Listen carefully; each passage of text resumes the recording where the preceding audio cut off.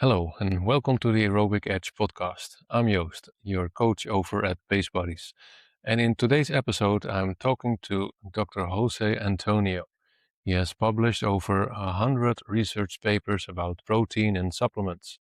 And he's also the co-founder and CEO of the ISSN, the International Society of Sports Nutrition. So if there's one person to ask all our questions about protein and supplements, he certainly is. So I hope you enjoy my conversation with Jose Antonio. Dr. Jose Antonio, thank you for joining the Aerobic Edge podcast. Hey, thank you for having me. I'm sure we will have a fun time talking about sports nutrition. I'm sure. Yeah. Well, you mentioned sport nutrition. Let's begin there. You're the co-founder of the ISSN. Could you tell us a little bit how you came interested in sport nutrition and how the ISN came to be? Yeah, that's a great question. A lot of the younger college students now don't understand how it came to be. But if I go back to when I was thinking about going to grad school, so I got my undergraduate degree in biology. This was back in the 1980s, but that's because there really wasn't exercise science, and there definitely was not sports nutrition. So I got a biology degree. Then I pursued a master's degree in exercise physiology. However, I always had an interest in nutrition as it relates to exercise and sports. But again, going back to the 1980s, there really wasn't any research done in sports nutrition, and definitely not supplements. So when I was thinking about a PhD program, and mind you, I started my PhD the late 80s, finished in the early 90s, I had two options. One, I wanted to do something in sports nutrition. Everyone laughed. They're like, "There's no such thing as sports nutrition." Definitely nothing in supplements, because no one did research in supplements unless you count Gatorade. Gatorade was the only supplement, although they never called it a supplement. So my second love in terms of science was I love muscle physiology. So Okay. for my PhD, I decided, you know what? Okay, sports nutrition, sports supplements, it's not going to happen. No one thinks it's a legitimate field. So I got my PhD in skeletal muscle physiology. And then I thought, once I graduate, I could do whatever I want. And so I started shifting slowly to wanting to do sports nutrition. Now, this is what's interesting. I had no If someone had asked me, "Did you want to start ISSN?" I'm like, "No. Why would I want all that work?" I mean, there's a good chance you can fail. It's like, no, I didn't want to start it. However, myself and really, I would say maybe half dozen friends, there weren't really many who supported the idea of studying supplements. We realized that the primary academic organizations in the United States, and I don't know what it was like in Europe, but in the United States, the American was the big one for people in the exercise science field. The other one would be the American Dietetic Association for people interested in nutrition, but neither organization really cared about sports nutrition, and definitely not sports supplements. So going through this period in the 1990s, myself and my friends realized, wow, no one really thinks this is a legitimate field of study. I mean, it it was weird, the way most academics viewed sports nutrition and supplements was really negative. And myself and like maybe five other people were like, we think you guys are wrong. We just think you're wrong. So, I mean, that's sort of, I'm compressing a timeline. So in the early 2000s, a group of us, and maybe four of us, got together, oddly enough, at the American College of Sports Medicine meeting. And we said, you know what, why don't we just start our own organization and focus on sports nutrition? So our first conference was in 2004. We will be having our 24th annual conference next year in Jupiter, Florida. And I must say, from the year 2000 to now, the study of sports nutrition and specifically sports supplements has exploded, not just in the Yeah, US, but worldwide. Everyone, in yeah, fact, a lot of PhD students, graduate students, that's their doctorate. I mean, that's what I wanted to do, but I couldn't. I did muscle stuff. Now it's like the cool field. Everyone wants to do it. So it literally in just 2 decades, it has yeah. completely changed. And I think the ISSN has played a big part in that, because we really pushed the envelope. It's like, you know what? This is a legitimate field. It's worth studying. the idea that something is not worth studying is, that's the opposite of science. You should want to study it. So, Yeah. so yeah, now it's, it'll be 2027. 20 something years has gone by really fast, but sort of the idea that I wanted to do all this extra work, I'm like, no, I did not. Why can't these other organizations just treat sports nutrition like the way it should be? But they didn't, and now everybody thinks it's a cool field. Yeah, it's so strange that you had so much pushback on studying sport nutrition. It's such an important pillar to endurance, and it's a field that wasn't discussed at all in the 80s and 90s, as you. Yeah, it's really kind of sad because the 80s and 90s, what was discussed? Sports drinks, Gatorade, that, and then carbohydrates. And Yeah. then anything besides carbohydrates and, well, Gatorade is carbohydrates and electrolytes, Mhm. didn't, it's like, oh, the rest of that stuff doesn't work. And it's like, no, a lot of this stuff probably works. We just need to study it. And how did you move to studying protein as a supplement or, well, as a nutrition? It's kind of a funny story. I teach a sports nutrition course at my university in South Florida. And this was, I think, the year 2014. Um, there was this guy in my class, a large guy, and he always was eating in my class. He was a bodybuilder, always had his jug of water. And one day I go up to him and I ask him, "So how much do you actually eat?" And the beauty of bodybuilding is those guys know exactly what they eat. So he Mhm. just sort of thought through he went through a mental Rolodex of what he eats. And he's like, "Oh, I eat about 300 grams of protein a day." And I'm like, wow, that's a lot. I It mean, really is. yeah, I mean, he weighed about 100 kilos or 220 pounds, but still 300 grams of protein is a lot. So it got me thinking, so many people think eating that much protein is bad for you. I never believed it because as a teenager, I watched my uncle, who was a bodybuilder, eat a lot of protein. He was quite healthy. He's still alive and kicking now. He's in his 80s. And I thought, no, I don't think protein is harmful to your kidneys. So it prompted the first study in which we basically got a bunch of people who exercised. They were regular uh, resistance trained people, and we said, all you got to do is eat a lot of protein every day for 2 months. That's it.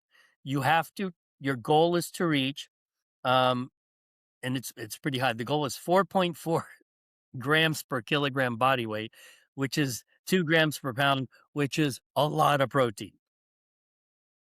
And a lot of people dropped out. They literally couldn't eat that much. And people think it's easy to eat. It's not easy to overeat. So, but we found this just by eating a lot of protein, you don't really gain weight. You don't gain fat. And there's no unhealthy side effects. So really what prompted it was the idea that, because I kept hearing, in fact, I heard this when I took a nutrition class back in the 1980s. The professor said, "Oh, eating protein, all that protein's bad for your kidneys." And I'm like, I know a lot of guys who do this, so it can't be true. And all this time I kept hearing it, through grad school, then postdoc, then it just kept going on. And I'm thinking, that's just not true. Now, here's the funny part. When I started the study, all my friends in the sports science field, they're like, you won't find anything. I'm like, I know I won't find anything. That's the funny part. But why is it outside of our small group, everyone thinks this is bad for your kidneys? We're the only ones who apparently don't think it's bad for your kidneys, our tiny group. Yet, field of dietetics, even a field of medicine, they have this weird anti-protein stance, which has no basis in fact. So we did a series of studies. I think it was about 4 or 5 studies. No harmful side effects in any of these people, even after 2 years, and consuming a really high dose. So, but here's the thing: even after all that, people still think protein's bad for your kidneys. Yeah. So I would say it almost doesn't matter what the data says. There will be people who are going to believe what they want to believe. Yeah. Yeah, so true. And that's one misconception. It's bad for your kidneys. Are there any other big misconceptions you came across in your studies? I think that's the main one. The other one is it might be bad for your bones. And we actually did a 1-year study in trained women. We DEXA scanned them, excuse me, and we didn't find any detriment. Their bone mineral density was fine the whole time over 1 year. Oh, and how many protein did they eat in that study? They were at 2.2 grams per kilo or 1 Oh, gram per pound. yeah, Yeah. that's still a good amount. Yeah. Yeah. And before we dive into supplementation and how we can add protein to our diet, why do we need it in the first place? Why should we care, so to speak, about protein? Well, I mean, when you think about it, protein, if you remove all your water and fat, you're basically protein. You need it because all of your tissues are comprised of protein or amino acids. But as it relates to exercise, you need it. If you're a bodybuilder, you need it to build muscle in conjunction with exercise. If you're an endurance athlete, you need it for recovery. In fact, my wife, who's a pretty good cyclist, she'll be competing in the excuse me, world championships in Japan. It took me a while to convince her she needed to up her protein intake. And then once she did, she realized, wow, I actually recover better. So, and she's on what I would call a very high protein diet, probably close to 3 grams per kilo. So for her, she's over 200 grams a day and she's about 135, 140 pounds. I'm not sure what that is in kilos. Sorry. But it's a lot. It's a lot of protein Yeah, and she recovers much better for it. So I think from an exercise standpoint, you do it because it helps you recover.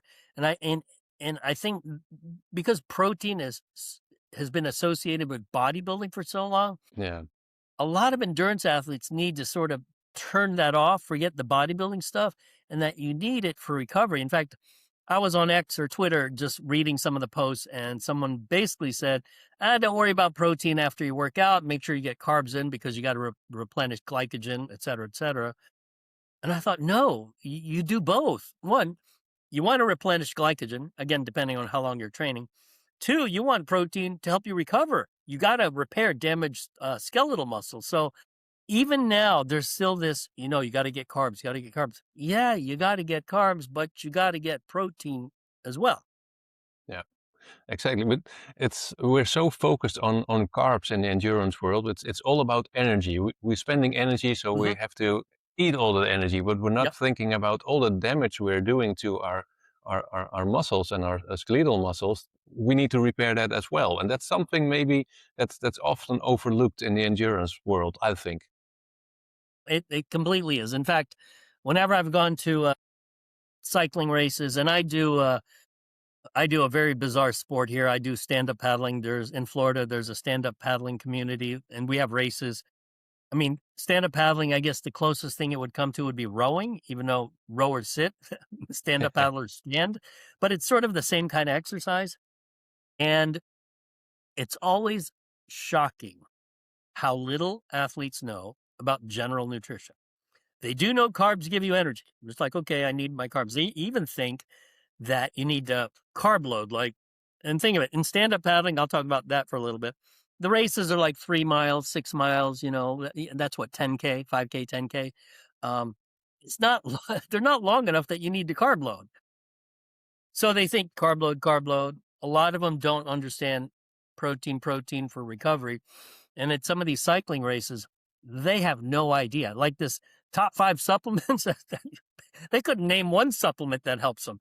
And the weird part is, some of them, and these are really good athletes. Like I was at USA Nationals or Senior Games, and these are men and women who are on the podium, and yet they don't know anything. They just train, which is like, wow, you train, you're really good, but you don't know anything about nutrition, and it just boggles my mind. So, Yeah, so yeah, the endurance community needs to sort of educate themselves. yeah, yeah. That's very well said, and that's why we're here to Yeah. educate our endurance athletes. Yeah, very nicely said. Well, we're talking about proteins. How much do we actually need? I know here in the Netherlands, I've looked it up today. It's for basic needs, it's 0.8 grams per kilo, and when you're exercising, it's 1.4. I think I know you have a slightly different opinion. Wow. Basic needs 0.8. Wow. That's actually kind of funny. Well, 0.83. They were very specific. 0.83. Wow. Well, it's fun. Okay. Here it's 0.8, there at 0.83. The question I always ask is, okay, so let's say you're at 0.8. Let's say you don't really exercise much at all. So you're at 0.83. So what else are you going to eat? So you only have two other, well, three carbs, fat, and alcohol. Yeah. I'm not sure sticking to zero point 0.8 in general, even for people who do nothing, is a good idea because you got to get calories somewhere and it's going to come from carbs, fat, and alcohol. Now let's go to people who exercise. What was it? 1.4, you said? Yeah, 1.4. 1.4. Okay. Well, there is data to suggest that higher doses will help with recovery, might even help with hypertrophy. I think the arguments come in with as the dose goes up, the benefits start to diminish, which is true. Mhm. And that's like with exercise. The more you do, the less of a benefit you get. Most of the benefit is when you initially start training, right? Yeah. And if you're really well trained, it takes a lot, to move the needle. So 1.4. I recommend, and I wrote a review paper on this. It was a really elegant review paper, by the way. High protein diets in athletes. And I recommend minimum, this is for athletes, people who work out, minimum 2.2 grams per kilo. Now, people would argue that, okay, you don't really need 2.2 grams. And I think this is where the word need comes in. Okay. Mhm. Need. Well, you don't really need to exercise either. You don't really need a lot of things. All you need is water, oxygen, and enough calories to survive. So I think need is the wrong word. The better word is it going to help you reach your goals? So if let's take endurance athletes. Why would I recommend 1 gram per pound or 2.2 grams per kilo? Because one, there's no downside. It's not going to make you worse. It'll help you recover. And two, people say, well, will it displace carbs? I'm like, no, you just eat more carbs. You still eat more. If your volume of training is high, of course, get carbs in, but get extra protein. It's not going to make your body composition worse. In fact, it might make it better, and it'll help you recover. So the 1.4 is way too low, way too low. Yeah. If you're someone who's trying to get on the podium, 1.4 is way too low. If you're just someone who likes to train, a 1.4 is fine because it's not like you're not going to win anything. So it's not a big deal. But if you're trying to win, 1.4 is way too low. Yeah. And between 1.4 and 2.2, it doesn't seem like a lot, but when you're actually eating it, it's quite something. But yeah, that's a lot of people don't realize that with that jump, it's hard to do. In fact, I tell my college students just to do a self experiment during the semester. And then they realize, wow, eating more seems easy, but it's not. Eating a lot of protein is Yeah. difficult. Yeah.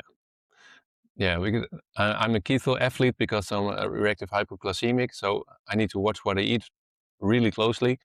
So I've been monitoring what I eat, and I was shocked that I was even below 1.4. I was about 1.3.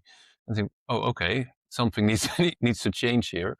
But then it's pretty difficult to get it in about 2 grams per kilogram. How would you recommend adding proteins to a diet? Would you recommend whole foods or supplementation with shakes or powders or whatever? Before we continue, if this conversation is resonating with you, chances are you're the kind of runner who wants to train smarter and not harder. That's exactly who I work with at Pace Buddies. I coach recreational runners to achieve their personal best, who are serious about building real aerobic fitness. The kind of fitness that actually shows up on race day. So if you're looking for one-on-one personalized coaching, head over to pacebuddies.com and book a 30-minute free consultation call with me. I tend to view this pragmatically. Like for you, I would suggest after you train to get a ready to drink shake. A lot of these shakes now are 30 to 40 grams. So that's an easy way to get extra protein. Also in the morning, like I have a pill box, I take my vitamins and minerals and whatnot, is I'll take it with a protein shake. So that's 30 grams right there. So that's 30 grams in the morning and then 30 to 40 grams after I work out. I'm already at 70 grams. So I think the easiest window for most athletes is post-workout just because you're kind of thirsty, maybe you're a little bit hungry. It's easy to drink, 30 to 40 grams of, milk protein. Yeah, exactly. And if we were looking at shakes, doesn't matter what the source of the protein is because there are so much source of protein nowadays. you have your whey is the classic, but the pea proteins, the caseins, and even the egg white protein shakes. Does it matter what the source is? I think I think if your total protein intake is high, the source doesn't matter. If your total Okay. protein intake is low, like 1.4 or less, which I call low, the the source does matter. In that case, milk-based protein and or animal-based protein is better. But from most of the people that I give advice to and work with, they're already quite high. They're at least 1 gram per pound or 2.2 grams per kilo. And for them, it's just they get so much protein that it at the end of the day, it probably doesn't matter where it's coming from as long as they're hitting their 2.2 grams per kilo. Yeah, okay. And the protein we're taking them because of the essential amino acids, because you can also take them separately. But I have a powder that's just the essential amino acids. How does that compare to protein shakes? Yeah, I have a I have like a big tub of essential amino acids, and the thing is, it doesn't taste as good. That's the problem. Oh, they're terrible. It doesn't taste as good. However, I have a good friend. His name is Arnie Ferrando. He does research at the University of, I think, in University of Arkansas Medical Center, and the data does show that the amount of essential amino acids you need to get the same effect as, let's say, whey protein is Mhm. half. So Oh, let's wow. say 10 grams of the essential amino acids roughly translates into drinking a 20-gram shake, which it kind Oh, of makes sense, right? It's like, wow, yeah, I only need 10 grams. But I'm one of those that if I know I won't repeat the behavior, like I'm not going to keep taking essential amino acids because it doesn't taste as good as whole no, protein. I'm yeah. not going to do it. But the science is there. If you don't, if you are okay with the taste, do your 10 grams of essentials because it's equal to, 20 grams of whey, or do 20 grams of essentials, roughly equal to 40 grams of milk protein. Okay. That's very interesting, and I didn't know that. I did know it was more, well, bang for your buck. It's more concentrated, so to speak. But even twice, I didn't realize that it's so much. Yeah. Yeah, but you know what? I don't have any friends who do it. That's the crazy part. They stick to whole protein because they know it tastes better. So, yeah, it's funny if you go back, let's say the 1980s, when all the supplements tasted awful. A lot of bodybuilders said, "Well, it must work because it tastes bad." Now we've gotten to the point where food flavor scientists are so good that they can make anything taste good, apparently except essential amino acids, so I think for me, flavor is everything because if it tastes bad, I'm not gonna repeat the behavior. Yeah. Well, that's very true. When I switched from essential amino acids, I still have them, by the way, but I also have a protein shake. When I Yeah. tasted that, that was a world of difference. Oh, yeah. Oh, yeah. Yeah. It's a lot different. It's a lot different. Yeah. One thing I hear quite a lot if we're talking about protein with athletes, that they're worried they're going to take too much. Well, you already explained that's probably not going to happen. But what is the limit? Is there a limit on too much protein? There's a limit. We don't know what it is. Okay. Um, I think the limit is a pragmatic limit. It's basically how much can your stomach hold, how much you could eat, really.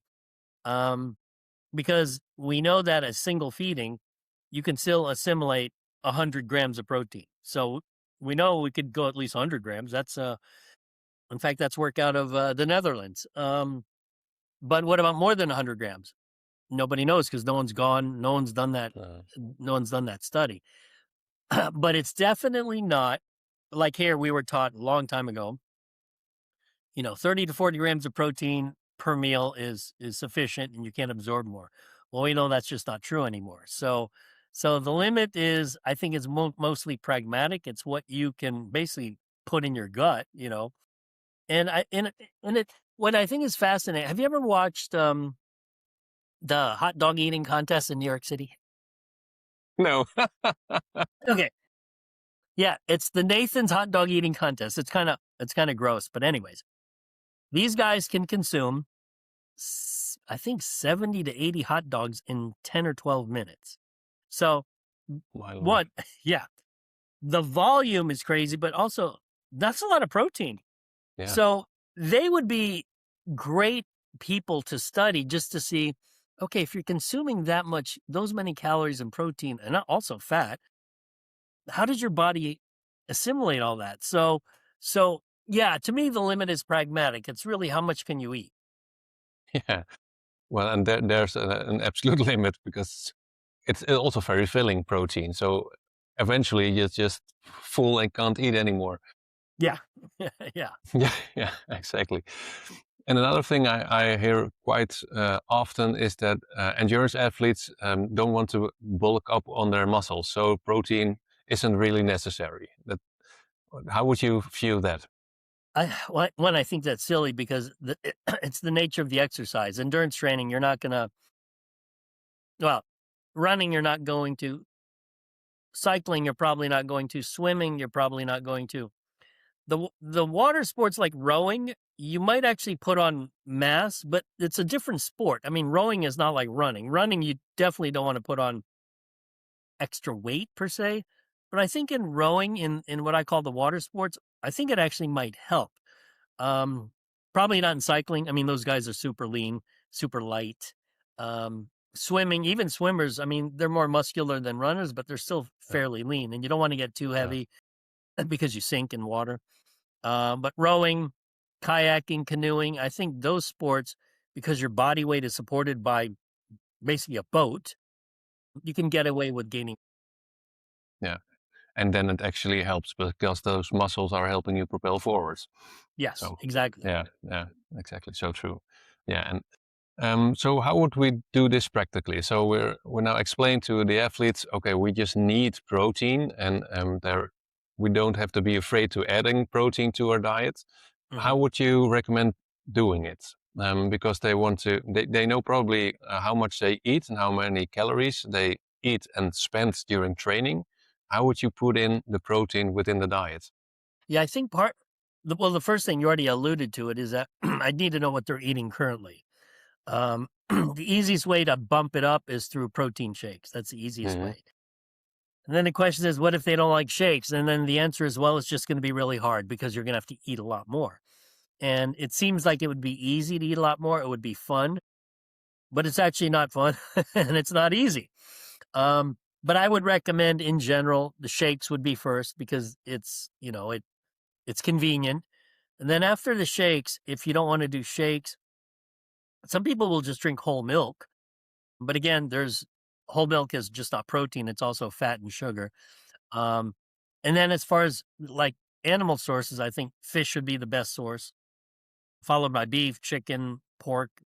But I think fish would be great. I mean, I'm sure in the Netherlands, the Dutch eat a lot of fish. I mean, you're right on the ocean. So, um, Yeah. I remember when I was there, the Dutch guy, the I forget his name, but he's like, "Hey, you want to eat some fish?" So we went to some market on the water, and I don't know if the fish was raw or what, but he just got herring, and I don't know, he just ate a lot of herring. Yeah, Oh, yeah. I exactly. thought, oh, I like fish, but I don't know if I like that fish. So, And we eat a lot of cheese as well in the Netherlands, oh, so cheese is also pretty well, good for maybe that's protein. why the Dutch are the tallest people in the world, all the fish and the cheese. Well, I'm almost 2 meters, so maybe that's it. Could Yeah, be. cool. Um, when we're talking a protein shake and adding it to our diet, do you replace it? So do you remove something in the diet, or do you just put it on top? I think I what I usually tell athletes is don't change the way that you eat because a lot of people have a hard time. To me, changing eating behavior is much more difficult than changing training behavior. Yeah, Don't change the way you eat. I just want you to add this to it. Then to me, conceptually, that's easier. It's like, oh, I just got to drink a big shake after I work out. I'm like, yeah, that's it. Because that to me is manageable, it's repeatable, and people would adhere to it. If people are really good adhering to that, I would say depending on where you are in the training cycle, you could always insert more protein, take out more carbs, depending on where you are in the training cycle. But in general, I try to keep it simple. Just eat more protein, keep everything else the same. yeah. Well, that's clear instruction and very doable. because a shake is easily made, and what you say, after a training, it's perfect. And maybe Yes. after a workout, you're an endurance athlete yourself. Do you add some carbs as well for replenishing the glycogen stores? The quick answer from that for me is no, because I don't train long enough to worry about carb Yeah, okay. intake. I just drink, and we have just a refrigerator in our garage that just has protein shakes. Actually, it has protein shakes and it has beer. so, so we have a wide variety of shakes. They range from 20 grams, per serving up to 40 and 50 grams. So it's just whatever I feel like drinking, but I average probably after I train 30 grams of protein. At the highest, I probably get 50 to 60 grams of protein after I train. Oh, wow. Yeah. But And let is me the touch on the carb thing real quick. yeah, For most endurance athletes, I don't think you have to worry about carb intake post exercise. And so people ask, well, what kind of endurance athlete? Well, okay, the water sports, rowing, kayaking, paddling, I don't think you have to worry about it because the volume isn't the same as running. Running, you're depleting quite a bit of carbs. And if you're a distance runner, let's say in college, if you compete here in the college level, you should probably get carbs and protein post workout. But let's say you're just, I call them jolly joggers. On the weekend, they'll run a 5K and it'll take them, 40 minutes or something crazy slow.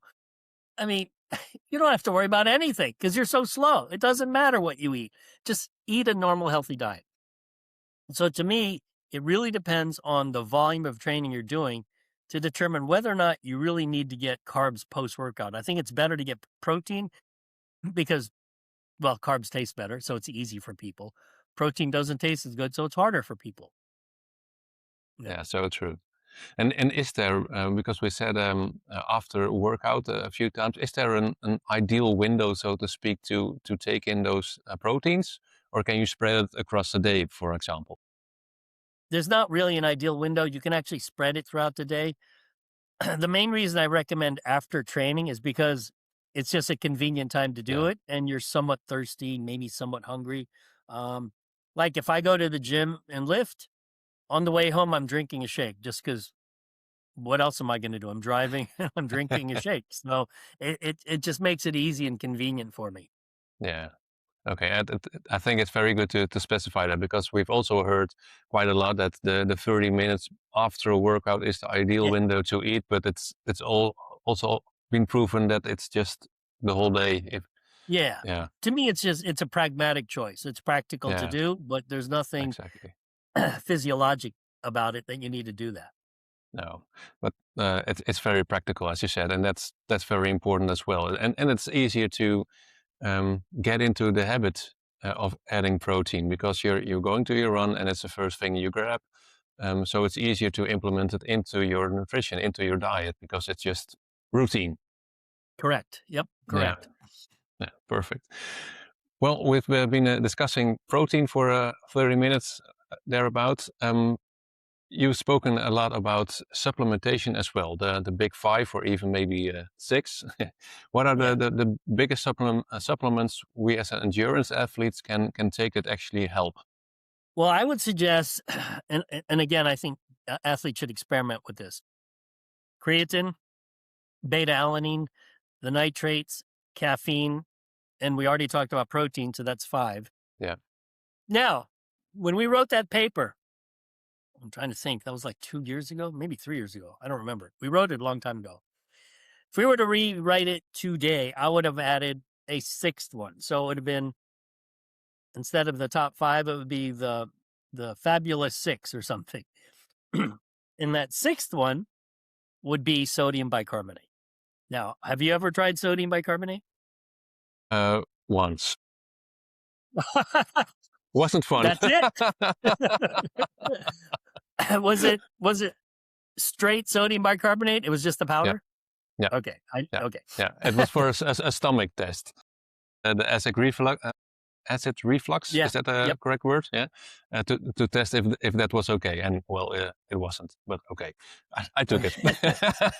Well, what's interesting, and we could cover all these, but I want to talk about sodium bicarbonate briefly because I would have Mhm. added it now. Is there's a group in the UK.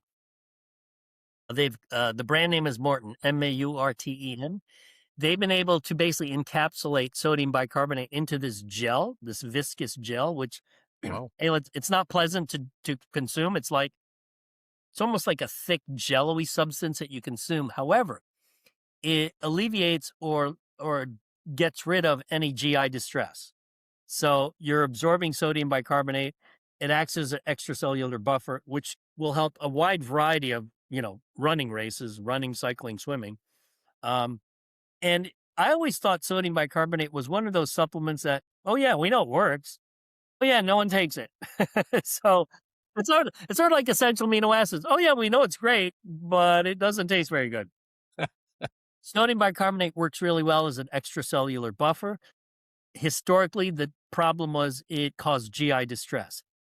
We've more or less gotten rid of the GI distress part. So now Okay. you could put sodium bicarbonate, combine it with beta-alanine. Beta-alanine is an intracellular buffer. So you have two of the best buffers that work differently. One's intracellular, one's extracellular. And think about any sport where you're producing a lot of hydrogen ions. Um, Mhm. do you run track, or you're just a distance runner, or Distance. Yeah, distance yeah? runner. No track. Yeah. Well, ideally, it would be great for the 400, 800, and probably the 1500 meter. But even the longer distances, if you're running a 5K, 10K, half marathon, there are surges, as you know, there are surges during a race where you're going to produce a lot of hydrogen ions. I mean, you become very acidic. Sodium bicarbonate and beta-alanine are going to help. I mean, and here's the thing: some would argue, well, if it helps, it's hardly anything.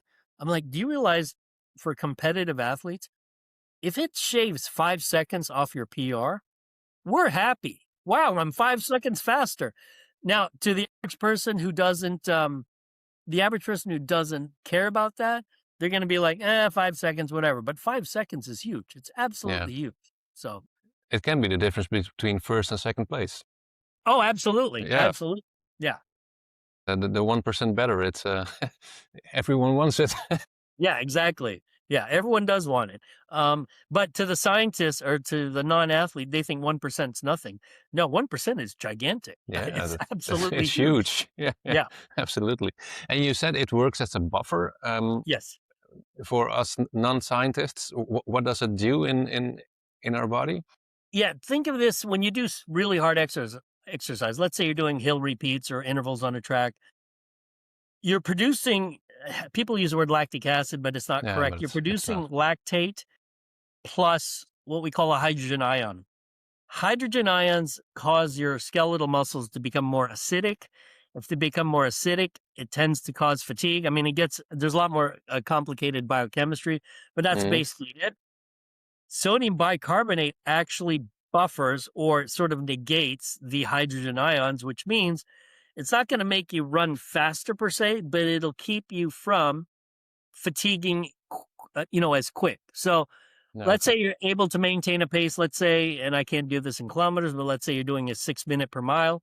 Mhm. That's your race pace. You can maintain it longer than, let's say, if you didn't take sodium bicarbonate, you might go from 6 minutes per mile to maybe a 6:05 per mile, something like that. Okay. Yeah. Yeah, lactate is an whole different discussion, and it's something that's misunderstood as well. But that's a whole other episode. Yeah, exactly. Yeah, exactly. But so sodium and bicarbonate can help, and but you also mentioned beta-alanine. That can help Yeah, in the beta same way. alanine, it works a little differently because what beta alanine does, it combines with another amino acid called histidine. And Mhm. that combination increases an so within the cell buffer called carnosine. And it buffers what's going on inside the cell, whereas sodium bicarbonate will buffer things going outside of the cell. But at the end of the day, it's still a buffer so that any sport activity you're doing where you produce a lot of acid, it's going to help you. So if you step out of the world of endurance sports, for instance, if you're a fighter, if you box, if you do Mhm. wrestling, you produce a lot of acid. Those supplements will definitely Okay. help. So it's not just the running sports or the endurance sports. There's a lot of sports where it's, I call it the intermittent, the start, stop, start, stop, start, stop sports, where Ah, you okay. produce a lot of Yeah. acid, then you got to recover. You do high intensity work, then you got to recover. Those supplements would help quite a bit. And would they work perfectly then for interval training within running? 400 Yes. meter repeats, workouts like that? In fact, that would be the best time to experiment with it. Like my wife, when she does hard intervals, she will take sodium bicarbonate. I mean, she always takes beta-alanine, so that's just part of her supplement protocol. But she will play with sodium bicarbonate before, let's say, a hard interval workout. Hmm. But not all the time. Not all the time. One, it's actually a lot of sodium. If you take sodium bicarbonate, you're consuming a lot of sodium, and so for a lot of people, they may not. I guess they'll just have to drink extra water because it's like you're basically consuming a ton of salt. Um, but it's something I would recommend. Play around with it, during training and see how you feel. Yeah. And take it as the gels you mentioned from Morton's. Yeah. Yes, yes. Yeah. And the beta-alanine, that's something that you can just take daily as a pill Yeah, I supplement? would recommend 2 to 4 grams a day. It takes probably 2 to 3 months before you can saturate skeletal muscle enough for it to matter. But just take it chronically. If you take it chronically, it's going to Hmm. help. Um, the dosing, and I forgot to mention the dosing for sodium bicarbonate, roughly, rather than worrying about grams per kilo, most people work within the 15 to 22 gram range. Grams, remember, it's grams, not milligrams. Um, and that'll work for most people. I mean, most endurance athletes tend to be on the smaller side. So I think 15 to 22 grams will work for most people. Okay. Well, Yeah, that's still still a lot to take in. it is. Yeah, yeah, yeah. Yeah, I'm saying, oh, just take 15 to 22 grams. Yeah, you're right. Oh, It is a lot. It's like, yeah. and in fact, I actually tried the Morton stuff, and there's others like Fly Carb that are basically, doing the same thing. It's not pleasant, and I'll tell you this: you really have to want to win to take it. If you don't care about winning, yeah, you're not going to take it. It's like I don't think I want to. I'll just do a lot of caffeine instead. I can do caffeine, but I can't do all this gel. And it's like, and it just, I mean, it's not the best thing. No. Okay. Well, you mentioned caffeine now, so let's move on to caffeine. How does caffeine help our endurance? Caffeine is one of my favorites. I'll tell you that right now. Caffeine helps everything. I think, from the strength power sports to the endurance sports, everything in between, it's going to help everything. In fact, there's probably more data on caffeine than any supplement except for creatine. Creatine, there's probably more data. But I'm always shocked when there are endurance athletes that refuse to try caffeine, like before a race. They're like, I don't do caffeine. I'm like, well, do you want to go faster? They're like, yeah. Well, then why don't you do caffeine? They're like, it's almost like it's a weird anti caffeine bias, if that makes sense. I'm like, you'll buy the best bike. You have, the best helmet. You do all these things to be faster, but you won't do caffeine? I mean, this is easy. I mean, let's say you don't even want to drink coffee or an energy drink. You could just take a little pill. You could buy pills at the convenience store, and they still won't do it. I'm like, okay, well, I guess you don't want to do something that's really simple that will help you. And the dosing, I'd say for most people, anywhere from 200 to 600 milligrams. 30 to 60 minutes before training or before a race, I think works well for almost everyone. Yeah, but because that's the thing with caffeine, you need to time it, right? Because it Yeah. isn't instantly available for your endurance event. Yeah, I'd say a half hour to 1 hour works for most people.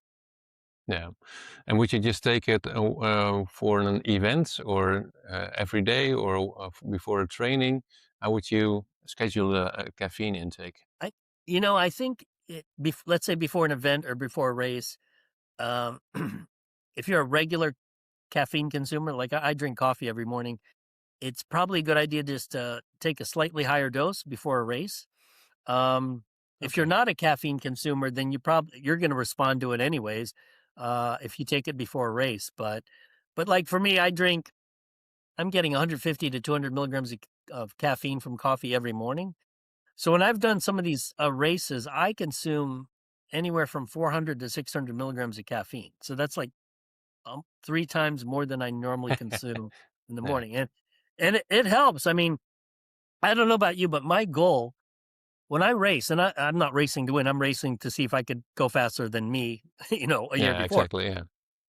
My goal is I don't want my brain to get tired because for me, endurance performance is so much based on central fatigue. And it's like if Yeah. my brain isn't tired, I can push myself. But once my brain gets tired, I'm like, you know what? I'm done. I'll just Yeah, you're try. done. Yeah. Yeah, exactly. The central governor Yep. theory. And Oh no, sorry. You go. no, I think that's one of those things where, like for instance, endurance athletes focus so much on glycogen repletion. You got to get sugar. And at the end of the day, I think a lot of it is just your brain's perception of fatigue. And, you know, sports neuroscience is such a new field that it's like, what can we do that can change your perception of fatigue? Because I was talking to a friend of mine who he doesn't race, but he's a strength coach. And he's like, so you're in a lot of pain during a race. So what happens if you just go a little bit harder? I'm like, it just hurts more. He's like, okay, but you're not going to die. I'm like, you're right. He goes, so it just hurts more. He says, so why can't you just keep going even though it hurts more? And I say, I think because sometimes you just don't want to hurt. And he says, you see, it's your brain is limiting you. Your body can do it. It's just that the pain or the discomfort is so great that you don't want to push during that last mile or last kilometer because it just is too painful. Even though nothing will happen to you, you're not going to die. You cross the finish line, you feel good. And it's true. It's the idea of the central governor. It's like what is it about the brain that's it's like you play this game in your head when you're racing. You're like, oh God, this is uncomfortable. This really hurts.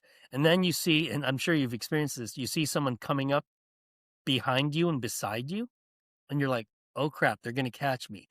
And then when they start to pass you, you almost give up sort of mentally. You're like, oh, that person passed me. Nothing has changed other than some random person has passed you. And now you're like, oh boy, I guess I'll just slow down. Yeah, you could just keep going as hard as possible. But I think people naturally almost sort of give up when someone goes by them, unless you're just super mentally strong. And there are people who like that. They're like, oh, yeah, I dare you to pass me. You're not going to pass me. I'm not going to let you pass me. And then, the other person gives up. But see, I'm not that strong. So And I'm that's like, all oh, also the mental preparation before a race. It's not just about training; it's all the mental preparation as well. What are you going to do when you got passed? And yeah, are you going to give up, or do you have a mantra as well, he's passing me, but I'm not letting him go beyond 100 meters. I'm going to hitch myself to him. I'm going to follow him. yep, There's so much you exactly. can do as there as well with how we perceive the effort and especially in the last mile. Yeah, yeah. I mean, we all wish we could be Prefontaine, but we're not. So Yeah, exactly.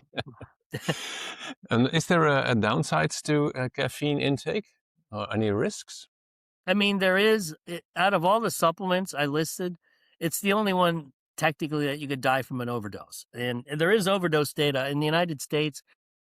And it's almost always accidental overdose. I think there was one instance where a bodybuilder thought it was creatine, and instead it was Oh, caffeine, and he scooped it.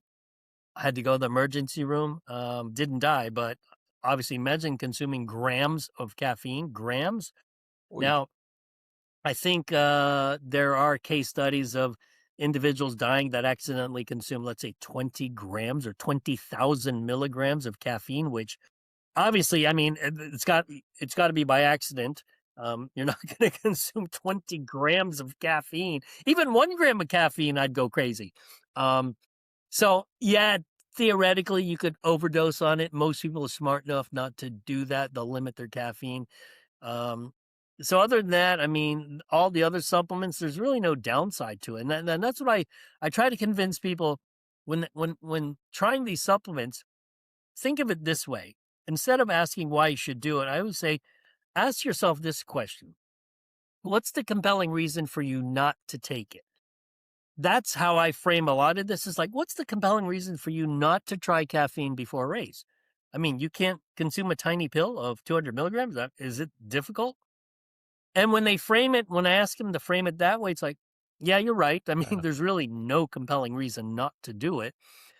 So I think as people need to change their mindset and how they view supplements, because a lot of them, a lot of people, there's almost these extremes where some people think supplements, it's like magic. It's like, this is going to help me, just lift more, run faster, et cetera, et cetera. And there's others who just, yeah, I don't want to mess with supplements. I train, I try to eat well, I sleep well. I'm like, yeah, but this stuff could help. I mean, it could literally help you. So, Yeah. so I think you have to. I think it's important to frame the question, in a way Yeah. that people will say, "Oh, you know what? I think you're right. Maybe I will try it." Yeah. Yeah. Very well said. And that's the right mindset to try out these things. Yeah. You mentioned creatine. There's a lot of data there. What does creatine in our body, and where does it help? Okay, this is a tricky one, particularly for runners, because there's weight gain associated with it. But the weight gain is typically lean body mass. But does a runner want to gain lean body mass? Maybe, maybe not. Yeah. Are you trying to get on the podium? Okay. For those individuals, I would recommend low dose creatine. Low dose meaning about 2 to 3 grams a day. In general, I recommend 5 grams a day. For other endurance sports, especially the ones where your body weight is supported, you could probably get away with the typical 5 grams a day of creatine. You might gain some muscle mass, but for those sports, it might actually help. So I treat distance running different than all the other endurance sports, because distance running, I know all the other people will hate me saying this, but I think it's just the hardest of all the endurance, because you're moving your body and nothing is helping you. Whereas you're on a bike, the bike's helping you. You're swimming, okay, but you're floating horizontally on water. You're on a canoe or kayak, your body weight is supported. And running, I always say, well, you can't really, you can coast in cycling. Can you coast in swimming? Well, you can kind of propel yourself. You Yeah. can coast in canoeing. You can coast in paddling. You can't coast in running. There's no No, coasting. that's standing still. That's right. That's standing still. So runners have it hardest. They're like, oh, I guess coasting is, yeah, I got to stop because I'm really tired. Um, so for runners, try lower dose. For all the other endurance athletes, try 5 grams a day. It'll help with recovery. It might add skeletal muscle mass, which I don't think is a bad thing. It might actually help performance. And it's safe. I mean, there's, I think, 600 studies on creatine. It's completely safe. Yeah. And what does it do? Because I do hear a lot about creatine, but it's not really clear what it does in my Oh, body. Why I should take it? yeah. Think of it this way: creatine is already present in your muscle. In fact, the foods that are highest in it are, you know, basically muscle from animals, fish, beef, Okay. chicken, etc. And the analogy I would use is, think of creatine in muscle the way you think of glycogen in muscle. So glycogen comes from carbohydrate. You consume carbohydrate, it converts to glycogen, it's used for energy. If you consume straight creatine or fish, you're going to increase the stores of creatine and phosphocreatine in skeletal muscle, which will give you more energy, because what's the energy currency of the muscle? It's the production of ATP and phosphocreatine, which you will get by taking creatine. So that's why the initial studies on creatine focused on the strength power stuff, because those are the sports or activities that would benefit the most from increasing ATP and phosphocreatine in skeletal muscle. Now, on the endurance side, it's not usually, the benefit isn't related to increasing ATP or phosphocreatine in muscle. It's related primarily to the fact that it helps with recovery. It helps, like if you damage skeletal muscle, it'll help with repair and recovery. So for the endurance people, the mechanism is different than for the strength power people. Because I do know about creatine that it's the 8-second window of very powerful strength for Yeah. powerful running, like a hill sprint for 10 seconds. But it also helps on recovery as well. Yes, absolutely. And Yeah. you know what? We wrote a paper with my friends up in Canada, Scott Forbes and Darren Candow, talking about the role of creatine for endurance sports, and that in an endurance sport that has surges and sprints, it could help. I mean, it's not going to hurt, but it could possibly help. So there's always a surge or a sprint, whether it's cycling, whether it's running, whether it's paddling, whether it's canoeing, there's always one there. So there's no downside. I always argue there's no downside. So it's Yeah, worth trying. so why not? Yeah, yeah, Exactly. well said. Yeah. One other supplement I was really curious about. You mentioned them briefly. The beet juices and the black currants. What is there? Is there any research that it does help, and if so, where? Yeah, I think you're talking about the nitrates. Yeah, Yeah, exactly. the Yeah. nitrates usually come like beetroot juice, beetroot powder. Now, excuse me, I've tried all these supplements. That one tastes that one tastes awful. It tastes awful. So, and that's when it first came out. I'm like, who's going to take this stuff? It tastes worse than medicine. Now, supposedly they've made it taste better. To me, the analogy I draw is like when nitrates first came out, it was sort of like sodium bicarbonate. We know it works, but it tastes so bad, no one wants to take it. Okay, so I'm assuming they've made it taste better. I haven't tried it. I mean, I tried this years ago, and I'm like, I don't want to do this. This is awful. But it definitely does work. It increases O2 oxygen delivery to skeletal muscle. The data on it is actually fairly compelling. And it's one of those things that I would tell people, try it during a hard training bout. Let's say you're doing intervals. Try it then. See how you feel. Compare it to how you feel without it. But it's definitely worth trying. I think the nitrates are another great one. Or some people just take beetroot Yeah. juice. And like for athletes, I recommend that they take it, let's say 2 to 3 hours before a race.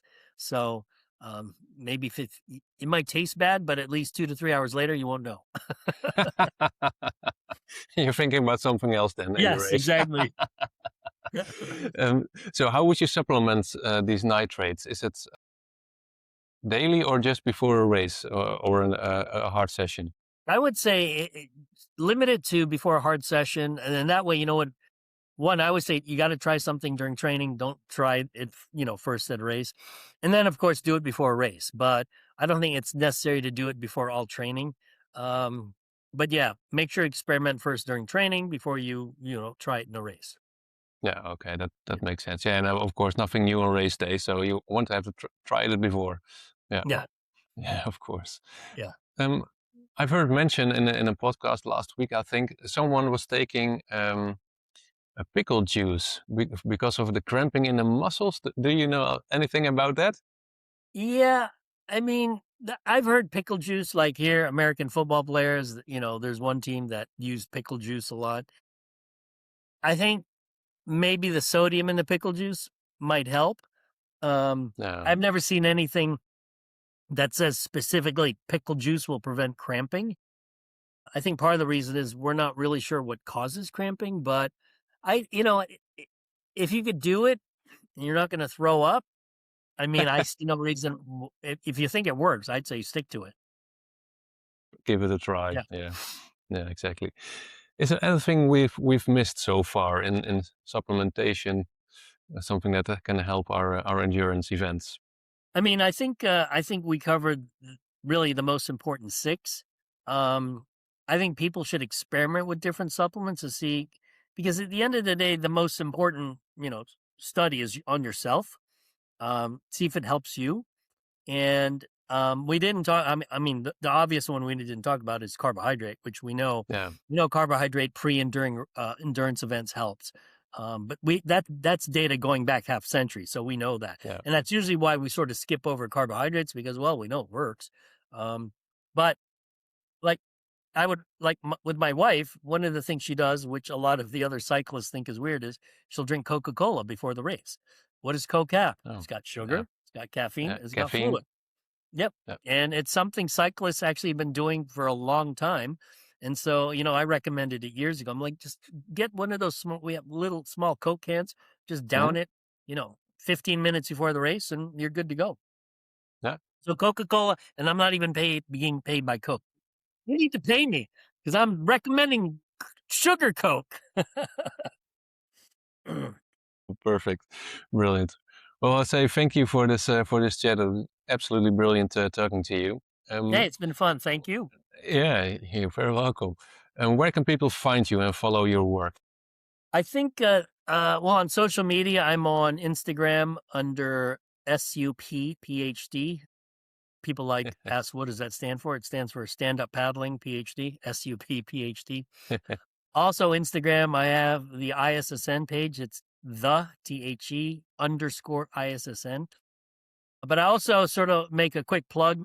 The ISSN conference is every June. So next year, it's our 24th conference. It's in Jupiter, Florida, which is right outside of West Palm Beach. Beautiful area. I mean, I will say the beaches in Florida are better than the beaches in the Netherlands. Sorry, Juice. No argument. You can swim in the water and you won't freeze to death. So what I would recommend for you, Juice, is to come to the conference and record several podcasts there, because you're going to have a lot of the experts from around the world at our conference. In fact, I think our keynote speaker is Dutch. Oh, wow, really? Yeah. Oh, well, I'm not it. You are not the keynote, but you are welcome to do your podcast if you'd like. Yeah, of course. Well, it's the place to meet a lot of experts Yes. in one go. Yeah, perfect. Well, thank you very much, Jose, and it was lovely talking to you. And who knows, we can do this again sometime. Yeah, and let me know when you post the show. Just send me a link, and I'll share it with all my friends. Okay, thank you very much. Will do. That's a wrap for today's episode, and thank you for listening. If you're enjoying the Aerobic Edge podcast, the best thing you can do is leave a review at Spotify or Apple Podcast. It just takes a few minutes and helps other runners to find the show. And if you want to take your training to the next level, come and talk to me. I work with recreational runners who want a structured, evidence-based approach to building real aerobic fitness. The first call is free. You'll find the link in the show notes or over at pacebodies.com. Thank you for listening and see you in the next one.